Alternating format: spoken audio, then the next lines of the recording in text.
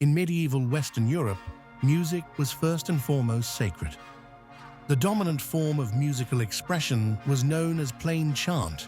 Plain-chant was characterized by its single, unbroken melodic line.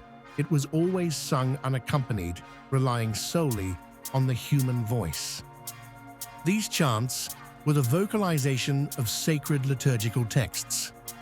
Its purpose was deeply intertwined with the rituals and services of the Church. The music aimed to elevate the soul and express deep devotion. Its simplicity underscored its spiritual purity, free from worldly distractions.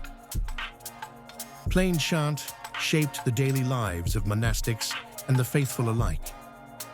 It was passed down through generations, preserved in meticulously copied manuscripts. The echoes of plainchant still resonate in sacred spaces, a testament to its enduring power and influence on Western music. This humble yet profound music laid the very foundations for the rich musical traditions that followed.